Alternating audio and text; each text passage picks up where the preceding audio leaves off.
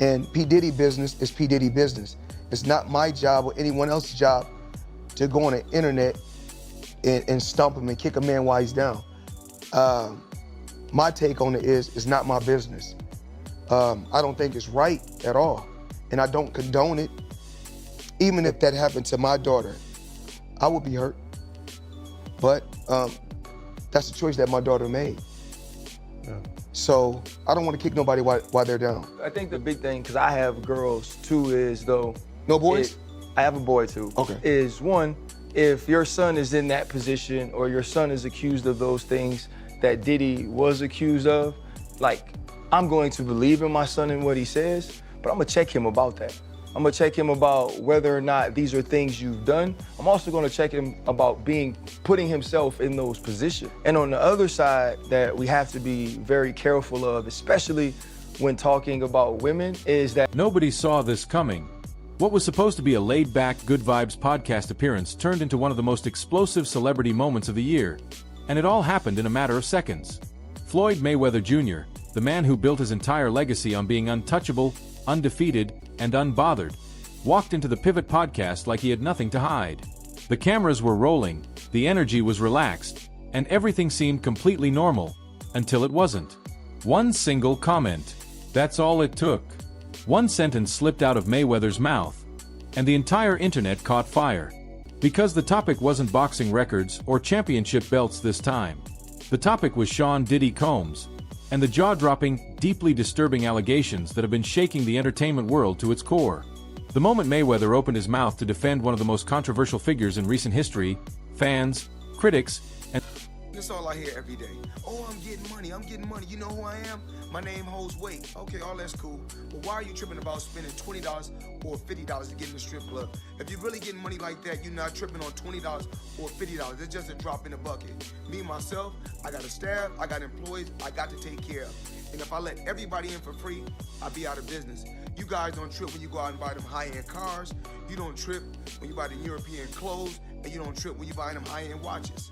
So why are you tripping about spending $20 or $50 just to get in the gentleman's club?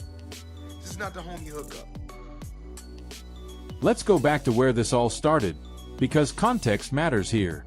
When Mayweather sat down on the Pivot podcast, the hosts didn't waste time. They brought up Diddy. And honestly, why wouldn't they? At that point, the music mogul was already buried under an avalanche of lawsuits, federal investigations, and accusations so serious they made headlines around the world. We're talking about claims involving trafficking, abuse, manipulation. Even like P. Diddy. I'm not going to speak bad about P. Diddy because he's still a black man. Mistakes happen, and I can't say if it is or it's not a mistake, but things happen in life. Here's exactly what caused the chaos. During the interview, Mayweather made a statement that sent shockwaves through social media within minutes of the clip being posted. He said that whatever Diddy did in his personal life was ultimately his own business. But then, and this is the part that truly triggered the firestorm, he went even further. He suggested that even if someone he personally cared about were mixed up in that kind of situation, it would still be their own choice to make. The second those words left his mouth, the clip was already being clipped, edited, and uploaded across platforms. TikTok blew up. Twitter, now known as X, was flooded with reactions ranging from complete disbelief to outright fury. Floyd Mayweather, man. Floyd Mayweather is ruining any type of legacy this guy's had by just opening his mouth in interviews. He is arguably does not use common sense. He's very rich, very successful. Congratulations, Floyd. I used to think he's one of the best boxers ever, but I disagree now. I think he's tarnishing his legacy. Even like P. Diddy. I'm not going to speak bad about P. Diddy because he's still a black man.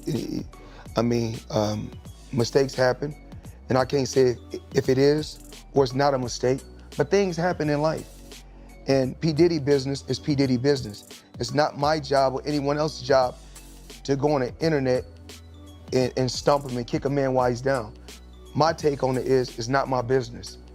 I don't think it's right at all, and I don't condone it. Even if that happened to my daughter, I would be hurt, but that's a choice that my daughter made. And here's the thing, Floyd Mayweather is no innocent bystander when it comes to controversy. This is a man who has spent decades in the headlines for reasons that go far beyond boxing.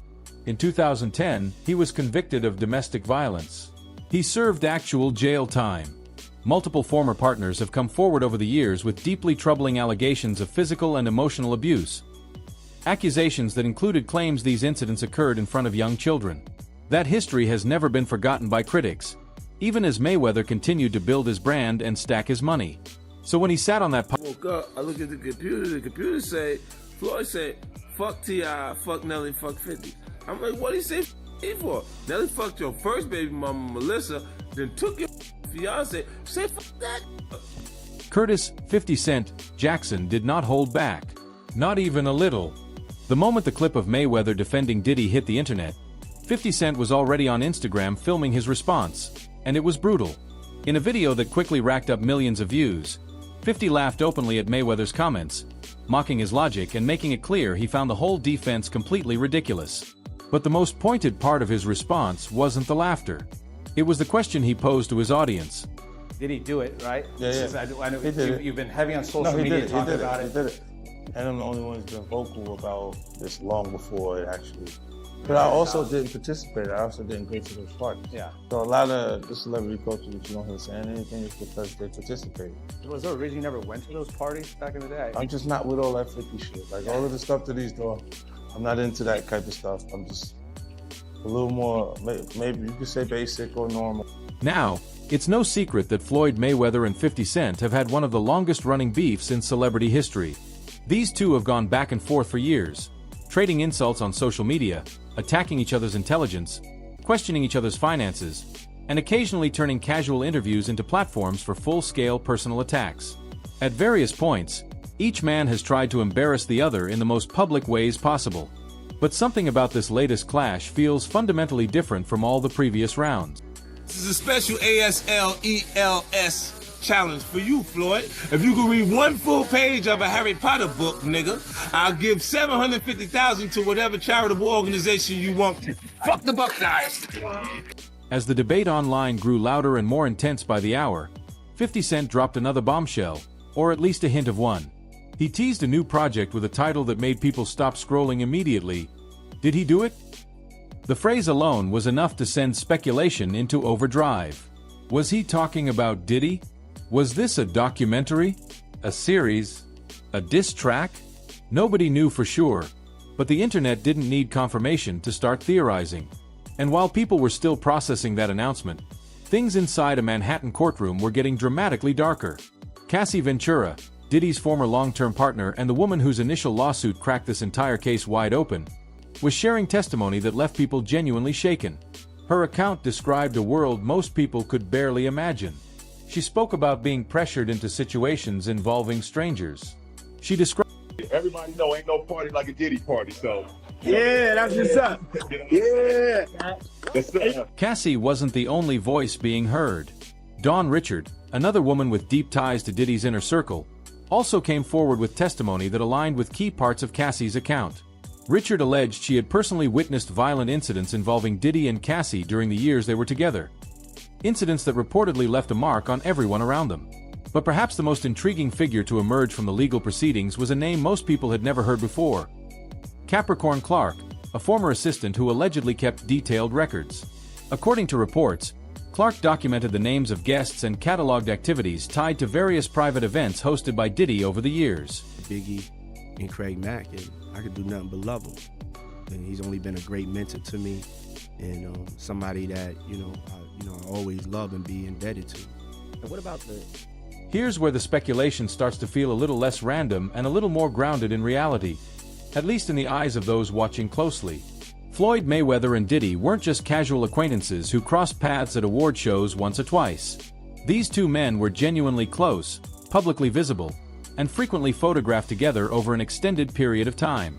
Between roughly 2011 and 2020, they were spotted together at nightclubs, luxury events, high-end private parties, exclusive travel, and aboard private jets. Put the finger at somebody. I mean, I think that it's just that when I talk about the numbers that I'm doing, I'm really doing. It's not like, you know how the young kids say now, capping, or we used to say fronting, so ain't no future in your fronting, but Whatever I talk about is what I've done. And the parties themselves?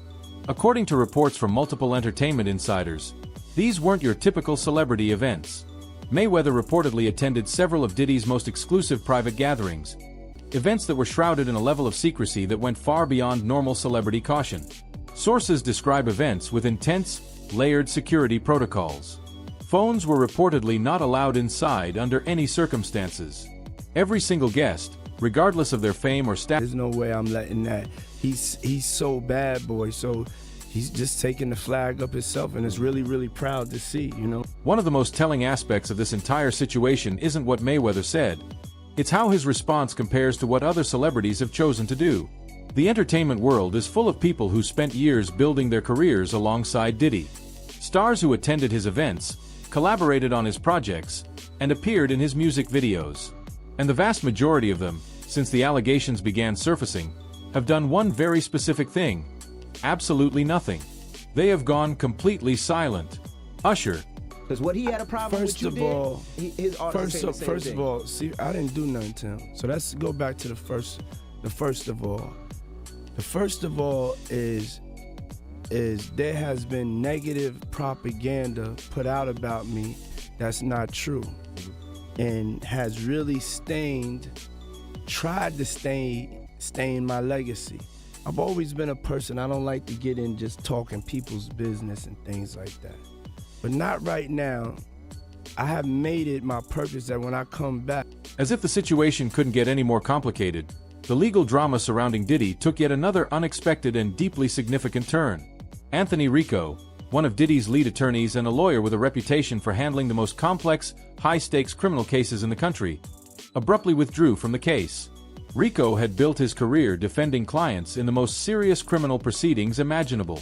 His experience and credentials were considered a major asset for Diddy's defense. Combs' legal team is getting a little smaller as the rap mogul's defense team prepares for his May trial on sex trafficking charges.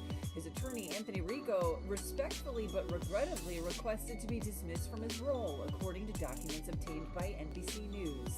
Rico, who is one of 6 attorneys on the case, requested in the February 21st filing to withdraw his representation because, quote, under no circumstances can I continue to effectively serve as counsel for Sean Combs, consistent with the ABA standards for criminal justice. In his brief statement to the court, Rico offered almost nothing in the way of explanation.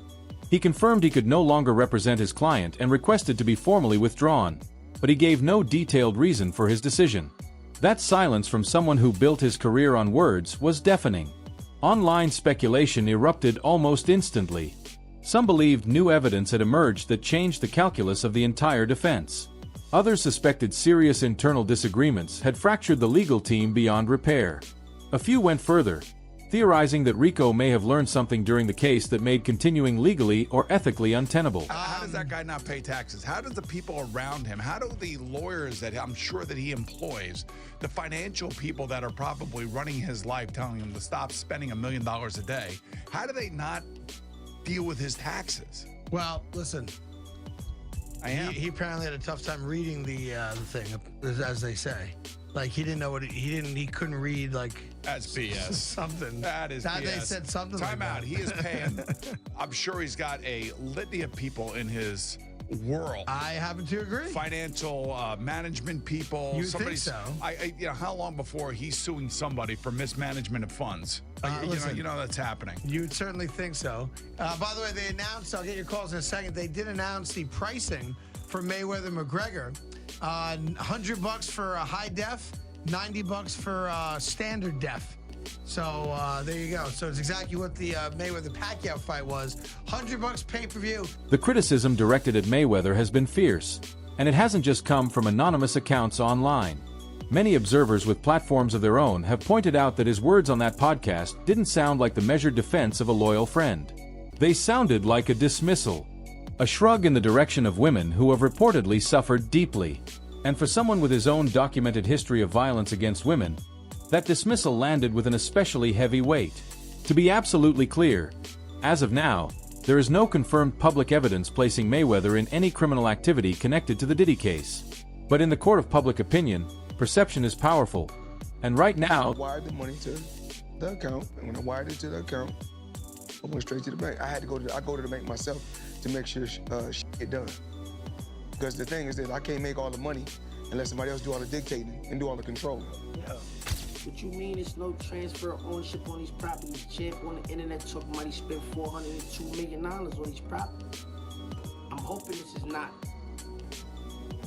somebody just caught Floyd Mayweather slipping. He said he owned them properties. The financial scrutiny centers on what insiders describe as a high-profile real estate development project in Manhattan that allegedly attracted considerable investment from a group of backers. The project was reportedly promoted with significant enthusiasm, with promises of major returns for those who got involved early.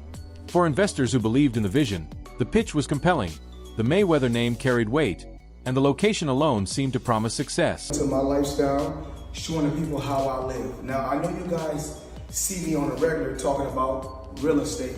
Well, lately, I purchased 62 apartment buildings in New York City.